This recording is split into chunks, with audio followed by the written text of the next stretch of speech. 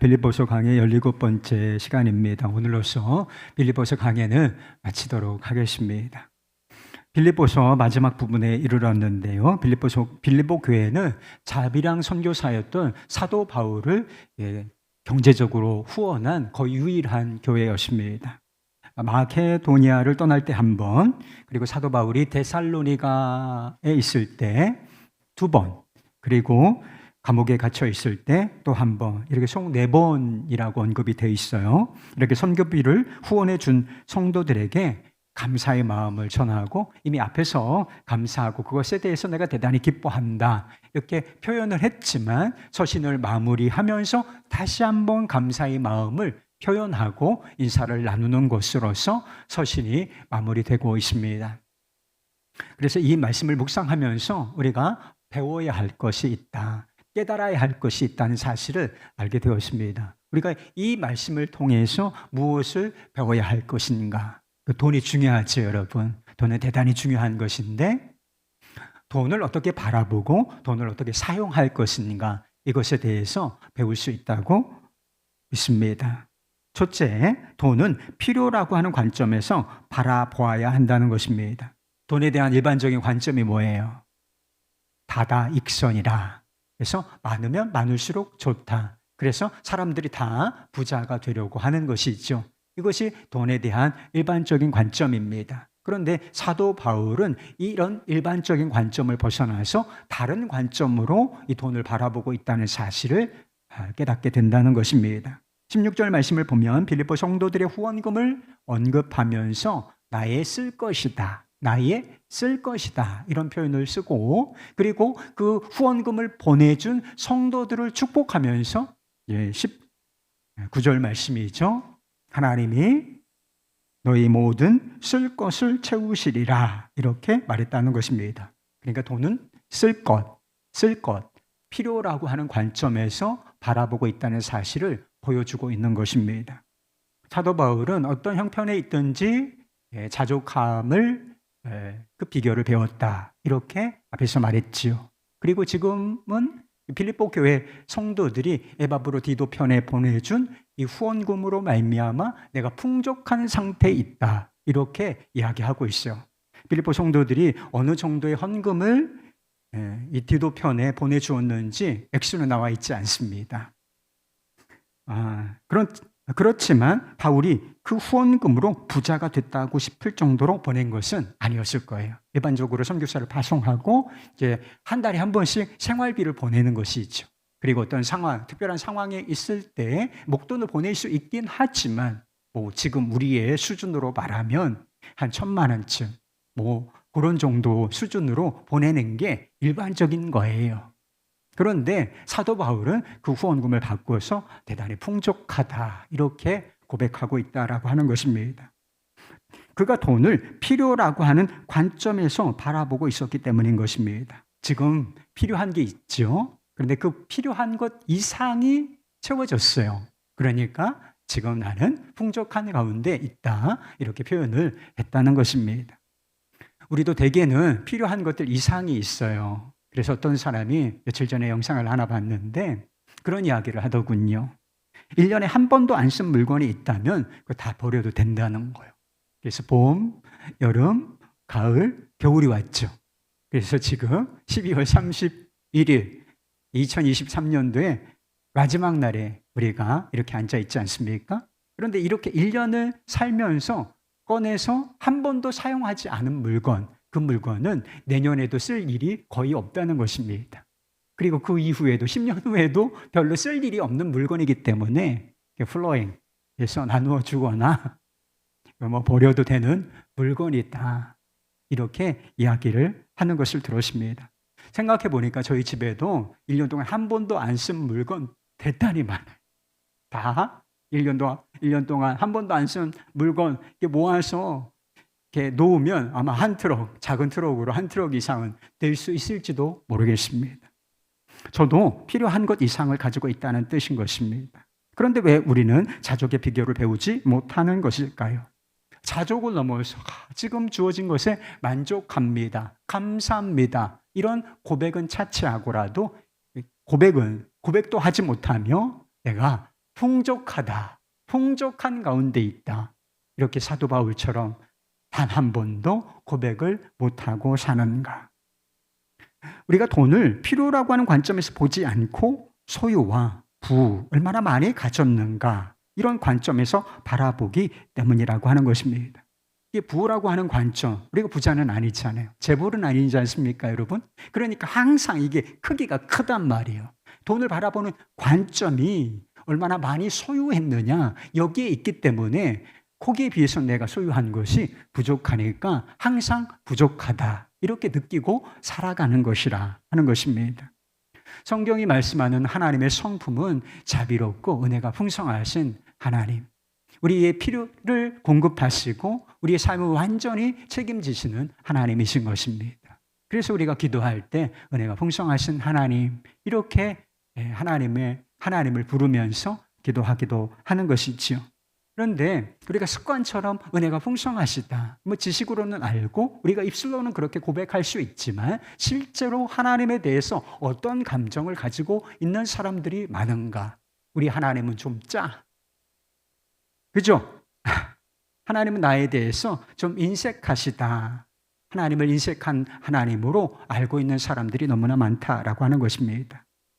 그 역시 하나님의 공급하심을 필요라고 하는 관점으로 보는 것이 아니라 하나님 부자 되게 해주십시오, 하나님께서 우리의 필요를 채우시고 우리의 필요를 공급하시는 하나님이신데 우리는 그 정도의 만족을 못하는 거예요. 더 많이. 우리가 하나님의 은혜 속에 있으니, 하나님은 은혜가 풍성하신 분이시니 더 많이 소유해야 한다, 신앙이라는 명목으로 이렇게 생각하고 있으니까 하나님은 그걸 채워주시진 않으니까 우리가 하나님은 인색하시다, 이렇게 실제로는 그렇게 알고 살아가는 사람들이 너무나 많다라고 하는 것입니다. 예수님께서 가르쳐 주신 기도에 우리의 필요에 관한 기도가 있습니다. 오늘 우리에게 일용할 양식을 주옵시고 라고 하는 기도가 있죠. 여러분도 이 주 기도문을 따라서 기도를 한번 해보시기를 바랍니다. 이게 아주 짤막한 기도이지만 우리의 기도를 정확하게 우리가 어느 방향으로, 어떤 방향으로 우리의 기도가 정해져야 하는가를 보여주는 기도이기 때문에 기도의 모델로 삼는 것이 중요하겠다고 싶어요. 그래서 저도 새벽마다 이 주기도문을 따라서 오늘 우리에게 일용할 양식을 주옵소서, 그렇게 기도합니다. 이게 무슨 뜻인가? 오늘 우리에게 필요한 것을 주옵소서라고 하는 뜻이 되는 것입니다. 그래서 필요라고 하는 기준으로 보면 우리의 기도는 늘 응답이 되고 있는 것입니다.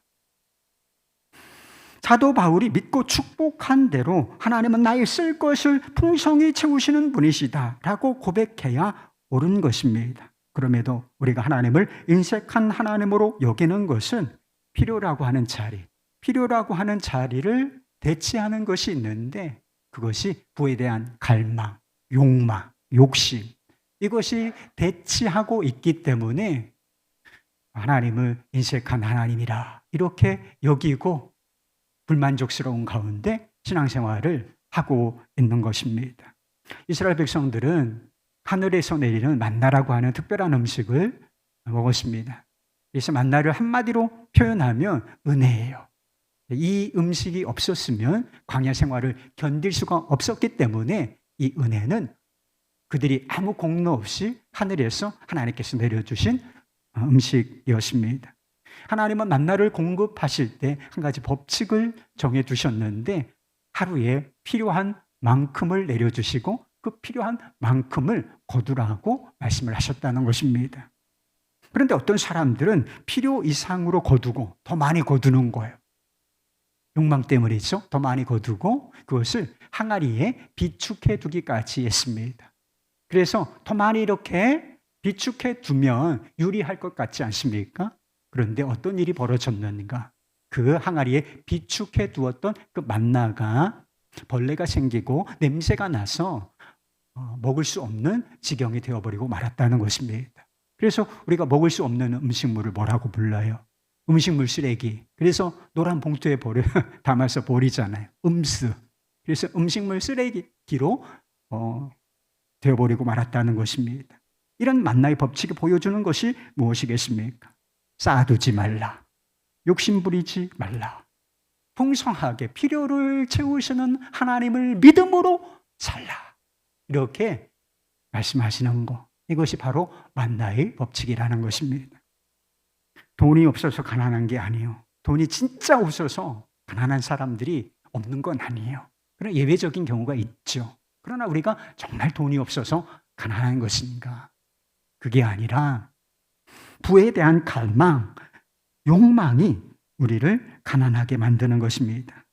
이 욕심에 대한 대안이 무엇인가? 금욕주의가 아니라 하나님에 대한 믿음, 신뢰인 것입니다. 나는 하나님을 믿습니다. 나는 하나님을 믿습니다.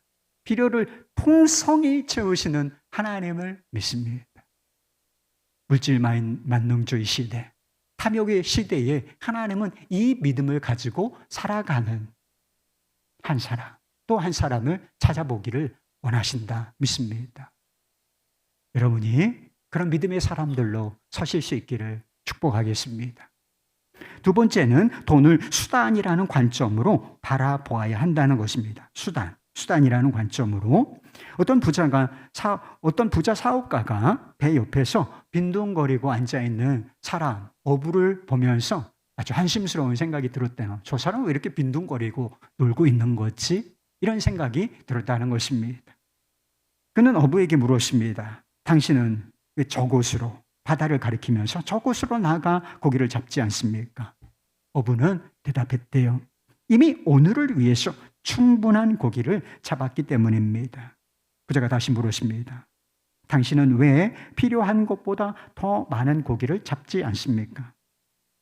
더 많이 잡아서 무엇을 하겠습니까? 이 부자가 아주 안타까운 듯이 말했다는 것입니다. 당신이 더 많은 물고기를 잡으면 더 많은 돈을 벌 수 있을 것이고, 그래서 더 좋은 배를 살 수 있을 것이고, 그렇게 되면 더 깊은 곳으로 가서 더욱더 많은 고기를 잡을 수 있을 것입니다. 당신은 나일론으로 만들어진 그물을 사서 더 많은 고기를 잡을 수 있을 것이고, 더 많은 돈을 벌 수 있을 것입니다. 당신은 곧 많은 배를 거느리는 선주가 될 것이고, 저처럼 부자가 될 것입니다. 어부가 물었어요. 그 다음에는 무엇을 하지요? 그저 앉아서 인생을 즐기는 겁니다. 그 말을 듣고 어부는 미소를 지으면서 말했다는 것입니다. 당신이 보기에는 제가 지금 무엇을 하고 있는 것 같습니까? 이 어부는 이미 인생을 즐기는 법을 터득하였다. 이런 이야기라 하는 것입니다. 많은 사람이 부자가 되기를 원하죠. 여러분도 그러십니까? 그런데 문제는 왜 부자가 되려고 하는가? 이게 중요하다라고 하는 것입니다. 필요 이상의 돈을 소유하게 되면 무엇을 하려고 하는가? 그래서 좋은 집 사고, 더 좋은 차 사고, 그리고 좋은 음식 먹고, 그리고 여행 가고, 쓰고 싶은 대로 쓰고. 여러분, 이런 태도가 무슨 태도냐? 돈을 목적으로 삼고 사는 태도라는 것입니다. 돈을 많이 버는 것 자체에 인생의 목적을 두고 살아가는 태도라는 것입니다. 그러나 하나님의 계획 속에 있는 돈은 무엇이냐? 삶의 목적이 아니라 수단이라고 하는 것입니다. 돈을 필요라고 하는 관점에서 바라보아야 한다고 말씀을 드렸어요. 지금 필요한 것 이상이 있어요. 그러면 그 필요한 것 이상, 내가 가지고 있는 그 이상을 가지고 무엇을 할 것인가? 돈을 많이 버는데 관심을 두지만 정작 우리가 관심을 두어야 할 것은 그것으로 무엇을 할 것인가? 이 문제라는 거예요. 14절 말씀입니다. 그러나 너희가 내 괴로움에 함께 참여하였으니 잘하였도다. 빌립보 성도들이 감옥에 갇혀있는 사도의 고통을 돌아보고 그 고통을 덜어주는 수단으로서 돈을 사용했다. 이런 의미가 되는 것이죠. 그런데 18절 말씀을 보면 이렇게 사용된 성도들의 헌신, 헌금이 하나님께 어떻게 받아들여질 것인가에 대해서 말씀을 하고 있어요. 내게 모든 것이 있고 또 풍부한지라. 에바브로디도 편에 너희가 준 것을 받음으로 내가 풍족하니 이는 받으실 만한 향기로운 제물이요 하나님을 기쁘시게 한 것이라. 선교 후원금은 누가 받았어요? 누가 받아서 지금 필요한 대로 쓰고 있습니까?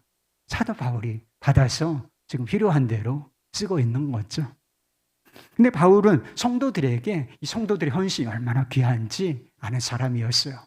그래서 몇 번 앞에서도 내가 이것을 기뻐하고 너희들에게 감사한다 표현했습니다. 그런데 이 감사의 표현이 좀 부족하다고 느껴졌던 모양이에요.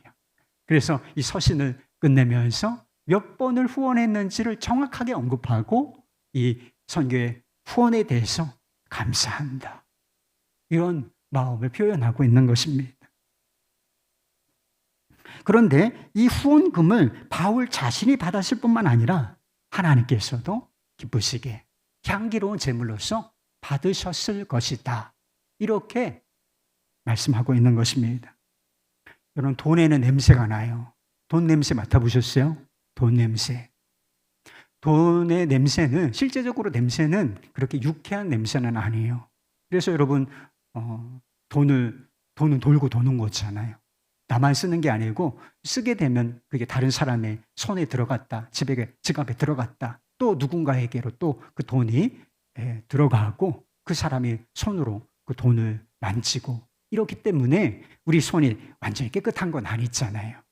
그래서 세균도 있고, 그리고 이 손을, 여러 사람의 손을 거치다 보면 이게 오염이 되게 돼 있는 것입니다. 그래서 이게 많이 돌아다니다 보면 돈의 냄새가 아주 이렇게 쾌쾌한 냄새가, 좀 불쾌한 냄새가 날 수가 있어요.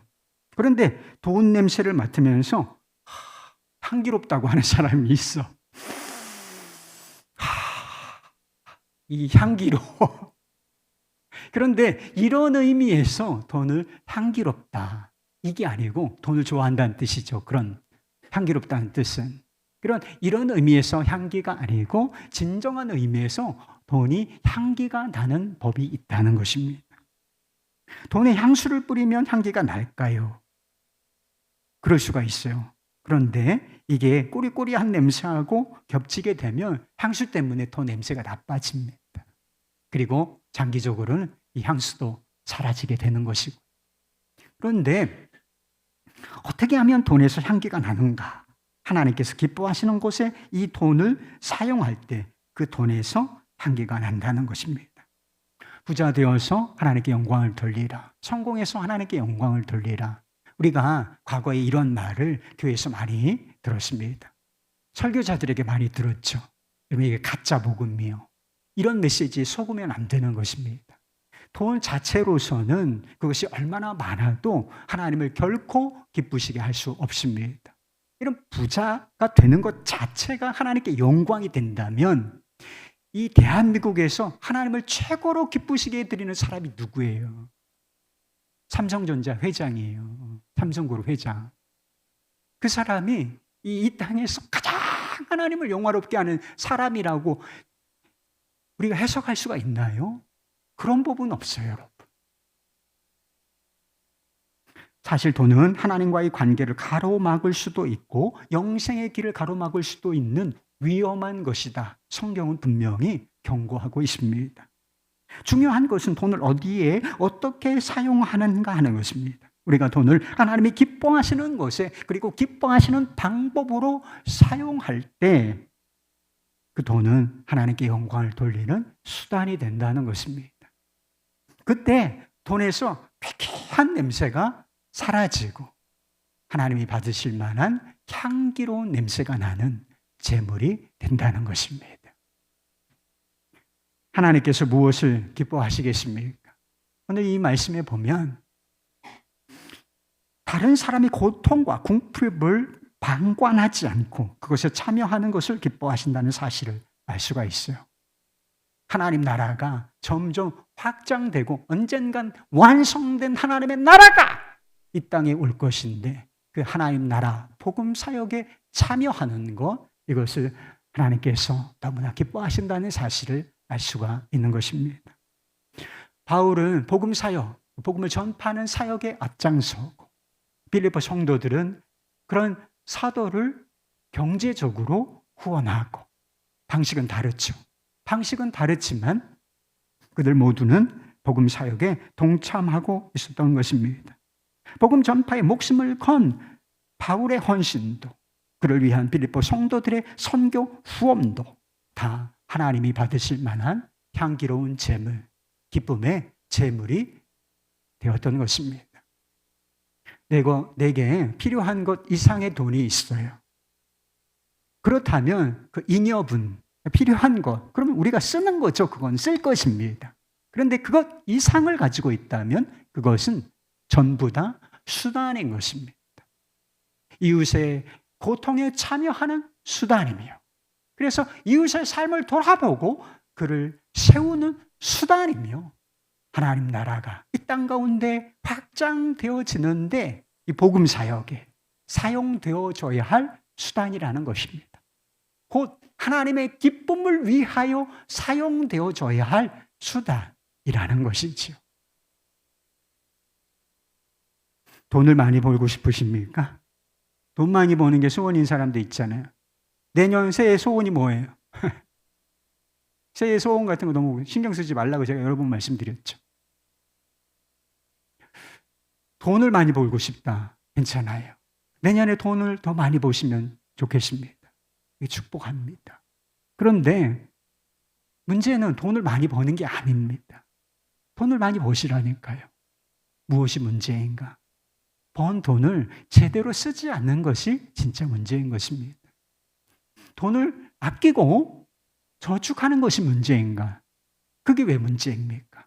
진정한 문제는 그 저축해 놓은 돈을 나누고 섬길 줄 모른다라고 하는 것입니다. 가난하고 궁핍한 사람을 볼 때 안타까운 마음 그 이상이 필요합니다. 안타깝다. 얼마나 힘들까? 좋지만 그 이상이 필요하다는 것입니다. 하나님 나라를 사역을 위해 재정이 필요한 사람이나 단체를 볼 때 기도하겠습니다. 라고 하는 말 이상이 필요해요. 기도는 반드시 필요한 것이지. 기도해야 하는 것입니다.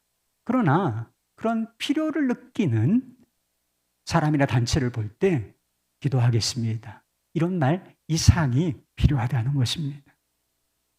마음을 열고 지갑을 열어, 그리고 통장을 찢어 그들의 고통과 사역에 참여해야 하는 것입니다. 그것이 하나님을 기쁘시게 하는 방법이고 우리의 필요를 채우시는 하나님, 우리의 삶과 사역 가운데 역사하시는 하나님을 함께 경험할 수 있는 길이라는 걸. 우리가 하나님이 원하시는 이런 방식으로 하나님이 허락하신 돈이라는 자원을 하나님께 영광을 돌리는 수단으로 사용할 때 하나님께서 어떻게 일하시는가 라고 하는 것을 우리가 함께 경험할 수가 있다는 거예요. 어느 교회 이야기를 들었습니다. 요즘에는 공유교회라고 하는 개념이 생겼어요. 그래서 하나의 건물, 예배당 공간을 하나 이상의 교회, 둘, 셋, 이런 교회가 같이 공유하면서 사용하는 그런 개념을 말하는 것입니다. 카페에서 예배를 드리던 개척교회, 그러니까 예배 공간이 없으니까 주일에 쉬는 카페를 빌려서 그렇게 소소하게 예배를 드리고 있었던 교회. 그런데 그 지역에 있었던 어느 교회가 우리 교회 공간을 같이 사용하셔서 이렇게 예배 공간으로 쓰시면 좋겠습니다. 이렇게 허용을 해주셨다라고 하는 것입니다. 그런데 두 교회가 사용할 공간 모두 인테리어가 필요한 상황이었대요. 정리가 필요하고 예배 공간을 꾸미는 그런 일이 필요했다는 것입니다. 그런데 개척교회를 받아주는 입장에 있는 교회가 어떤 모습을 보여주었는가? 그래서 두 군데를 다 인테리어를 했대요. 우리가 써야 할 공간, 조금 더 공간이겠죠. 그런데 어떻게 했느냐 하면 이 개척교회가 들어와서 사용할 공간을 먼저 인테리어를 싹 해줬다는 거예요. 그래서 들어와서 잘 마음껏 사용하시라. 이렇게 해줬다는 거예요. 하나님께서 이런 사람들의 헌신을 향기로운 제물로 받아주시지 않겠습니까? 우리에게도 필요가 있어. 우리도 써야 해. 그러나 우리의 필요가 아니라, 우리 먼저가 아니라 그들 먼저, 작은 교회 먼저 이렇게 필요를 채우는 이 교회의 모습, 주님께서 기뻐하시고 복을 주신다면 이런 교회에 복을 주시지 않겠습니까? 며칠 전에 성암목자교회가 부채를 다 갚았다는 소식을 들었습니다. 제가 처음 그 교회에서 사역을 시작했을 때에는 부채는 많고 다 이렇게 공개하기가 어려울 정도로 아주 많은 부채가 있었습니다. 그리고 성도 수는 지금은 굉장히 많아졌지만 그때는 뭐 그 정도는 아니었어요. 그래서 재정 상황이 굉장히 어려운 가운데 있었습니다. 빚은 부담스러운 것이잖아요. 그래서 돈 생기면 빚부터 갚자. 이런 생각을 가지고 있는 사람들이 많습니다. 그런데 교회의 재정을 빚을 갚는 데 우선적으로 사용하지를 않았어요. 선교와 구제와 교회의 사역을 중심으로 재정을 사용을 했습니다. 빚을 얻어서 본당 건축. 그래서 그 전에 문제가 있었고 유기성 목사님이 이제 부임하신 상황에서 이게 교회당 건축이 마무리가 되지 않았기 때문에 마무리는 해야 하잖아요. 그래서 어쩔 수 없이 빚을 얻어서 마무리를 해야 되는 그런 상황에 있었는데 일본에 형제교회가 있어요. 일반 형제교회도 건축 중이었는데 건축을 마무리하려면 그 교회도 상당한 재정이 필요한 상황에서 우리 좀 도와주십시오. 이런 요청이 왔어요. 그래서 어떻게 했느냐? 빚을 얻어서 상당한 빚을 얻어서 마무리를 해야 돼요. 그런데 그 빚을 더 얻어서 보내주고 그 교회 거당 건축을 마무리할 수 있도록 섬겨준 일이 있어요. 코로나 때문에 노숙자 급식이 어려워졌을 때 이 주목자 사역이라고 해서 어려운 분들 식사를 제공하는 일을 쭉 해왔는데 코로나가 터진 거예요. 그래서 모일 수도 없고 식사를 만들어서 이렇게 제공하기도 참 어려운 그 시점에 그래도 우리가 이 사역은 계속하고 싶습니다. 그래서 시장에 만나서 허용을 받았다는 거예요. 근데 식사 준비를 제대로 하기가 어려운 시점이었으니까 도시락으로 섬기자. 그래서 도시락을 업체에서 구입을 해가지고 이렇게 한 사람 또 한 사람 이렇게 늘 오시는 분들 필요가 있는 분들에게 제공을 해드렸는데 담당자에게 들은 이야기요. 한 해 도시락 값만 10억을 지출했다는 거. 제가 알기로 선한목자교회는 교단에서 해외 선교사를 가장 많이 파송한 교회입니다. 그래서 연회를 하게 되면 선교사들이 나와서 인사를 하는 그런 시간이 있는데 가득해요, 여기. 다른 모든 교회가 파송한 선교사들보다 많다. 이런 느낌이 들 정도로 그런 선교사를 파송하고 후원하고 있습니다. 이렇게 하나님께서 기뻐하시는 곳에 우선순위를 두고 재정을 지출해 왔는데 시간이 지나서 그 진짜 부담스러웠던 빚 그것도 다 갚게 되었다는 것입니다. 그래서 이제는 재정이 쌓이고 있다. 이런 이야기를 들었어요. 그때 담임 목사님을 비롯해서 그 시기를 함께 지났던 사람들이 지금 느끼는 게 있어요. 저는 그 교회 사역자가 더 이상 안 있죠. 그런데 이 이야기를 듣고서 마음에 울컥하는 마음이 들더라고요. 주님이 하셨습니다. 주님 감사합니다. 이런 고백을 하게 되었습니다. 우리 교회도 규모에 비하면 상당한 빚이 있어요. 아시는 분들은 아시겠지만. 그래서 이 빚이 부담스럽게 느껴지는 분 있으시면 다른 교회 가세요. 괜찮습니다. 저도 목회를 하는데 빚이 없이 좀 목회를 했으면 좋겠다. 왜 그런 생각이 없겠습니까? 그리고 매년 한 번씩 2월 첫치에 건축원금 작정을 해요. 근데 보면 늘 그분이야. 헌신하는 분들 헌신하시. 그래서 이분들의 조금 부담을 털어드렸으면 좋겠다. 이런 마음이 저 안에 있습니다.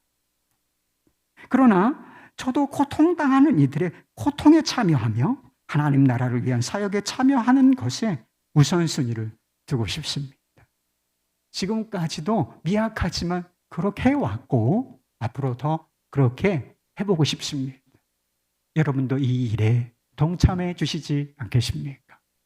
그러면 시간이 어느 정도 필요할지는 모르지만, 그것은 하나님의 계획 속에 있는 것이지만, 그 시기를 우리가 함께 이 일에 동참한다면 결국 우리 모두가 한 고백을 할 수 있지 않을까 싶습니다.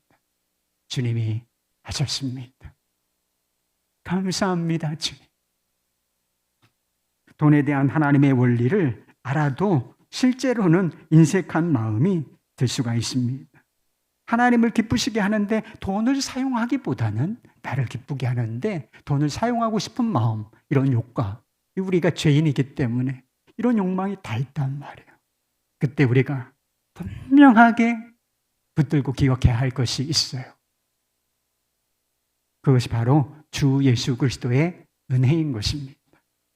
23절 말씀, 주 예수 그리스도의 은혜가 너희 심령에 있을지어다. 주 예수 그리스도의 은혜가 뭐예요? 우리가 받은 주 예수 그리스도 은혜, 그리고 받고 있고 또 받아야 할 그 은혜의 본질이 무엇입니까? 사도 바울이 고린도 후서 8장 9절에서 우리가 받은 은혜를 이렇게 설명했던 적이 있어요. 우리 주 예수 그리스도의 은혜를 너희가 알거니와 부요하신 이로써 너희를 위하여 가난하게 되심은 그의 가난함으로 말미암아 너희를 부요하게 하려 하심이라. 예수님은 고통받는 우리를 내버려 두시지 아니하고 우리가 받는 그 고통에 참여해 주셨습니다.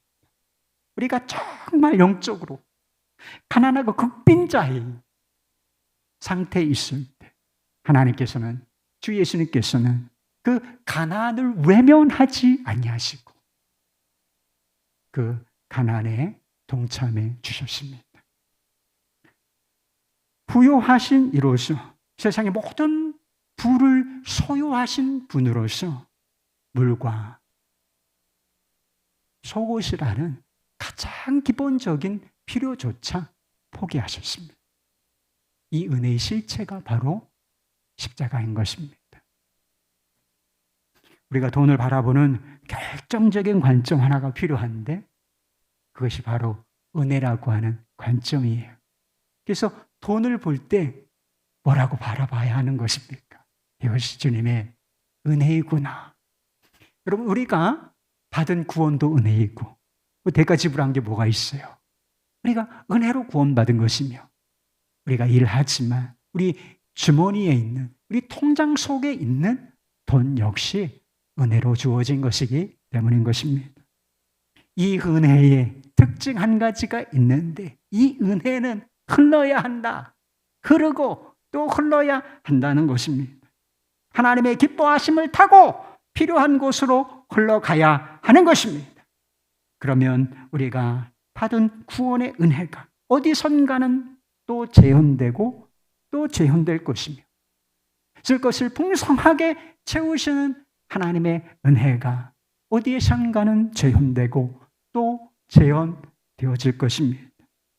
그렇게 은혜 유통자로서 우리가 살아가다가 하나님이 오라 하실 때 하나님 앞에 서게 되면 주님께서는 반드시 우리에게 이렇게 말씀하실 것입니다.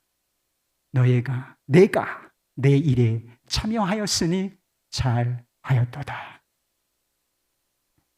하나님 아버지께 세세 무궁토록 영광을 돌리시길 바랍니다. 주 예수 그리스도의 은혜가 여러분의 심령에 함께 하시기를 축복하겠습니다. 할렐루야.